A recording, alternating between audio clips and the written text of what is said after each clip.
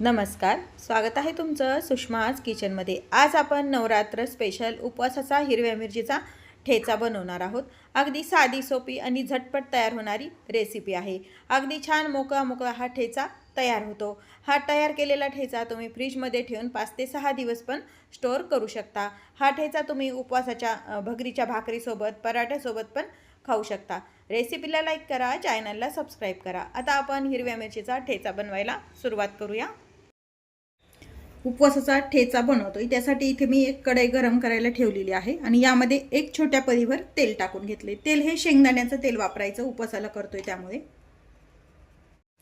तेल व्यवस्थित गरम झाले। इथे मी काही पोपटी मिरच्या म्हणजे कमी तिखट मिरच्या आणि काही मिरच्या ह्या अशा जास्त तिखट असतात त्या टाकून घेतल्यात। पूर्णपणे हा ठेचा तिखटही होत नाही आणि एकदम आळणीही होत नाही, त्यामुळे मी ह्या दोन्ही मिक्स मिरच्या वापरतेय। तेलामध्ये टाकून मिरची 2 मिनिट छान परतून घ्यायची आहे। मिरची कधीही अख्खी टाकू नका, थोडेसे तुकडे करा किंवा मग त्याला चीर देऊन टाका, नाहीतर मग मिरची अशी फुटल्या जाते आणि डोळ्यामध्ये किंवा अंगावरती उडल्या जाते। मिरची थोडी परतून झाल्यानंतर एक छोट्या वाटी भरून कच्चे शेंगदाणे यामध्ये टाकून मिरची सोबतच आपल्याला परतून घ्यायचे। यामध्ये खूप जण उपवासाला जिरे पण टाकतात। शेंगदाणे आणि मिरची छान तेलावरती खमंग भाजून घ्यायची आहे। मिरचीला असा एखाद दुसरा डाग पडेपर्यंत आपल्याला ही मिरची भाजून घ्यायची, फारही भाजायची नाही, नाहीतर मग ठेच्याची चव छान लागत नाही। मिरची छान भाजून झाली, गॅस बंद करूया आणि एका ताटामध्ये हे काढून थंड करून घेऊया। भाजलेली मिरची आणि शेंगदाणे थंड झालेले आहेत। आता हे मिक्सरच्या भांड्यामध्ये घेऊन फार जाड नाही व फार बारीक नाही असं आपल्याला हे वाटून घ्यायचंय। चवीपुरतं मीठ टाकून घ्यायचंय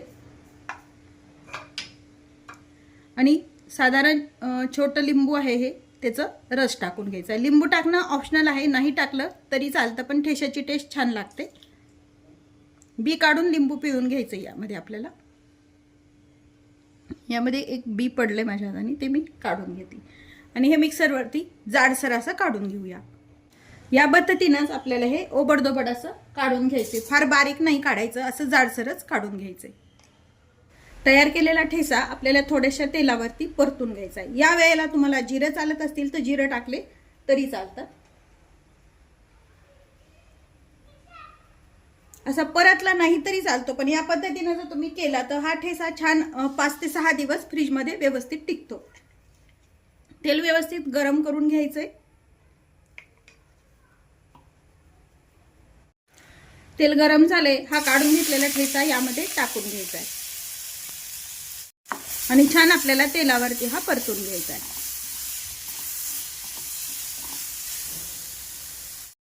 ठेचा छान परतून झालाय, गॅस बंद करून घेऊया।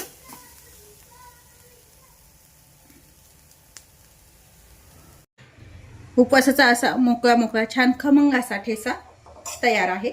हा ठेचा तुम्ही पराठ्यासोबत किंवा मग उपवासाची भकरीची भाकरी असते ना त्यासोबत पण छान लागतो।